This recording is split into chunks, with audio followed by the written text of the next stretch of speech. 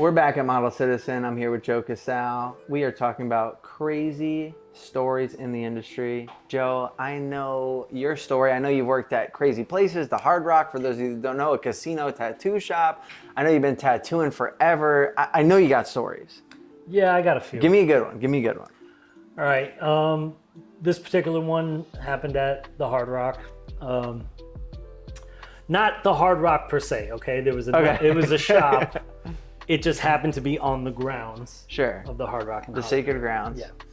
So, as you can imagine, this particular shop was open super late to catch all the traffic coming out of the clubs at night and stuff. So we'd be open till like all 2, the good 3, clients. 4 in the morning. Yeah.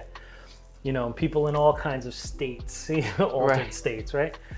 So, it was probably around like 3:30 in the morning. I was just packing up. I was getting ready to leave, and this girl walks in, and I'm like, "Fuck!" No. Yeah. So she comes in, and she has like a little like kanji on her wrist that she wants covered up. And I'm like, "Well, what do you want to cover it with?" And she was like, "Oh, just a little sunflower." I'm like, "Oh, I can do that. That's pretty straightforward, right? Nice dark center of the flower, little yellow petals around." Okay. I really didn't want to do it. I really wanted to get out of there, but... I was going to ask, like, when did you know, like, I'm staying late? Yeah, like, immediately. Right away? Because they wouldn't have let me leave anyway. Oh, okay. You know what I mean? Like as soon as you walked in, you're like, somebody's in here, they're getting tattooed. Don't right. let them walk out kind of thing, right? You weren't like, oh, you sure you want to cover that? Yeah, That's there sick. was no like, leave a deposit, take an appointment, you can come back on Monday. Right. None of that. Yeah, let's do it, right? So, you know, in my head, I'm thinking, okay, simple enough. I'll put the dark part, the center of the sunflower over the kanji. It'll be gone. You know what I mean? And then the yellow petals, right? Yeah, we'll figure that out later. But I'm telling her, I'm like, okay, because I still want the tattoo to look good. Even though I'm completely not into it. I'm pissed off that I'm even having to do it, right? So I'm like, how do you want it? Do you want it like realistic with like maybe a little bit of like blue background to offset the yellow petals so that, you know, you have some contrast there so the yellow doesn't just kind of blend in with your skin. And it's, you know. Or do you want me to like throw a little outline around it, you know, make it a little bit more illustrative? Yeah. I gave her those options. And she goes, I want it as realistic as possible, but I don't want any background. And I'm like, you know? And I'm trying to kind of convince her, but again, it's 3:30 in the morning. I'm trying to get the out of there. So like, I'm not trying that hard to convince her. I'm like, you don't want the background? Fine. Yeah. You know what I mean?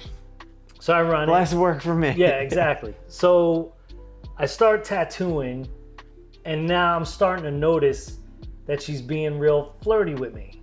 You know? I'm not into it. Like I'm pissed that I'm here, you know what I mean? So it's not working, you know what I mean? Plus I had a girlfriend at the time, you know, like I'm not trying to like get in trouble, none of that, you know? What was she saying, like flirting? She was doing little things, like she would make incidental contact, like her leg would just kind of brush up against mine. Or would she say like, oops? Yeah, she wouldn't say anything, like she would just kind of do it, and then she would kind of like look at me and smile and, you know, do like little things like that. And I'm really just trying to ignore her and get through this tattoo, you know, as fast as possible. So I think she like accidentally hits Joe. He's like, great, she wants to fuck me, dude. It was obvious. Like, I believe you.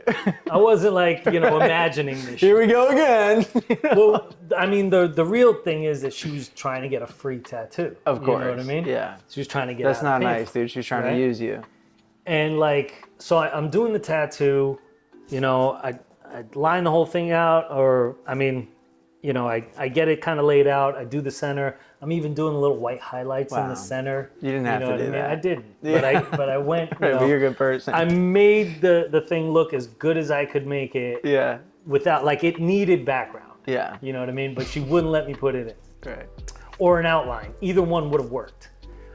So I finished the tattoo. I'm like, all right, go ahead, take a look. You know, oh, by the way, I could feel tension building because with like, her flirtations were, you know, not being received. They failed, yeah. So I could feel her like tightening up. Yeah. So when I tell her to go take a look at the tattoo, She gets up, she looks in the mirror and she goes, "What the is that?" And I'm like, "Excuse me?" And she goes, "What is that?" "It's just a big black blob." And I'm like, "No, it's a sunflower. Like, you idiot. It's got petals and everything." I was like, I told you that it kind of needed something to contrast it. Yeah. It needs either some background or an outline so that the petals don't kind of like fall away into your skin and all you're seeing is the center of the flower. And she goes, "I hope you don't think I'm paying for this." And I'm like, "Yeah, you are." So she goes, "No, I'm not paying for this." And she's like, "I want to talk to your manager." I'm like, "He's right there." Yeah. I mean, I'm leaving. And this guy was like, he was like from like Boston, like from Dorchester in Boston. So he had like that thick, Boston accent. And, he's just like, "You got the tattoo, you got to pay for it." Yeah. And he's like, he even told you like that it needed an outline or a background. You didn't want to get it. So, it is what it is. And she's like, "Well, I'm not giving you my money and whatever." And she's like, "I'm going to call the cops." So we're like, this is Seminole land. Right. Like, they have their own cops. Like, the Hard Rock has like Seminole PD. They don't give a f. They're not like, local town cops or anything like that. They're going to show up here and they're going to make you pay. Yeah. If you want to go down this road like this, And you said this to her. Well, my manager was saying this, Sure. You know what I mean? He was like, "I'll call the cops for you." Yeah, right now. And then she kind of turns to me and she goes, "Is there any way we could like go in the back room and maybe, I can do something for you?"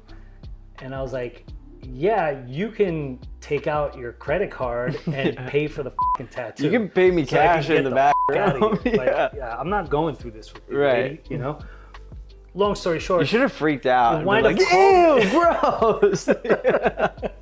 Help! they wind up calling the cops on her. Cops show up, and she's like, "Well, I don't want to pay for this. It's not what I wanted," and blah blah blah. And like my manager is like, I mean, luckily he completely had my back the whole time. Yeah. He was like, he did exactly what she asked him to do. Now she doesn't want to pay for the tattoo. And the cops were like, "You can either pay for it or we'll take you to jail right now." Wow.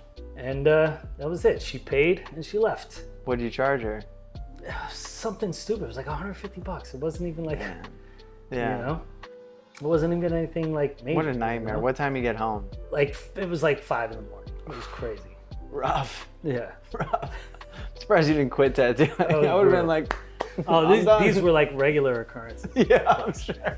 That's what tattooing was, bro. Oh, dude. Yeah, back in the day, it was crazy. I mean, when you weren't working in a a reputable shop like this, you had to deal with a lot of things, man. There's a lot of like crazy characters, or people coming in and out at all times. Like, dude, now it's like 7:45, and like a name walks in, and it's like a lettering artist, and they're like, "Oh, I'm gonna go home." So take a deposit. Yeah. I mean, back then it was really just like, you took whatever came in. Yeah. All right. Joe, I have a question for you. You might not want to answer this. Not everyone does. All right. But try to be honest. Let's hear it. What is your most toxic tattooer trait? It's just between you, me, and the entire audience. Yeah, I got you. No one will know. Yeah. Probably, I feel like I'm constantly trying to steer my clients towards what I want to do. You know what I mean? Is that toxic or is it helpful? I mean, I definitely want to give them what they're asking for. Yeah. But I kind of always feel like I know better. You know what I mean? Yeah. And I'm not. You probably do though. I mean, I've been doing it for almost 30 years, so like you might want to listen. But like I'm not trying to like discount their ideas, right. But I feel like, this is what I do for a living. Yeah. So I can take your idea and kind of mold it into what I think is going to be the best result for you, for the client. You know right. what I mean? And sometimes I might be a little bit too aggressive with, I try to like, be as courteous and professional as I can be, but I will tell somebody like, yeah, that's not going to work. Or, right. it's not the greatest idea, or, something like I'm trying to save them from themselves sometimes. You know what I mean? And I know a lot of artists might just be like, just do it, get the money, or whatever, do whatever they want. They're the client, they know what's best, or they know what they want and stuff like that. But I'm like, yeah, but they don't. You know what I mean? Because I know that because they haven't seen what I designed. Yeah, but also like sometimes I feel like when people are trying to put too many things in a tattoo, like 10 pounds of shit in a 5-pound bag. Yeah. Like, you know what I mean? Like, there's rules of composition, and I know like, as artists we can kind of bend and break the rules, but you kind of have to know what the rules are before you can break them. So a lot of times I'm just really trying to save my clients from, making a mistake that they might regret sometime down the road. Yeah. I don't know if that's a toxic trait, but it's something that I'm aware of. Sure. Well, that's the first step, awareness. Yeah. Yeah. So fair play, back at you. What's your toxic trait? Oh man, probably that I'm like too nice to my clients. Oh yeah. Let's see the list. So I don't want to give away all of them, but I'll give some. One that I get called out for all the time is, so I apply the stencil stuff with a glove on. Yeah. But I always put the stencil on without gloves. Really? Dude, I just like can't. I've like tried. You need to feel it? It's so, yeah, bro. Like I always take my gloves off. I even tell Fritz like, don't record this, And I like put the stencil on, I press it down, raw dog, dude. Right. And I don't know if I'll ever change that. Wow. There's just something about it. I know that like technically, the station is open as soon as you shave the client. I do my best to like not cut them. This is me like rationalize it, and it's just like skin. I'm like whatever. My hand's on the paper, but I definitely put mad stencils on, no glove. Wow. All the time. Okay. Also, listen, give me a chance to redeem myself. So one toxic trait that I had that I think I've overcome, I'm gonna tell you about. I would, similar to you, because you reminded me of this, I would show my client the design.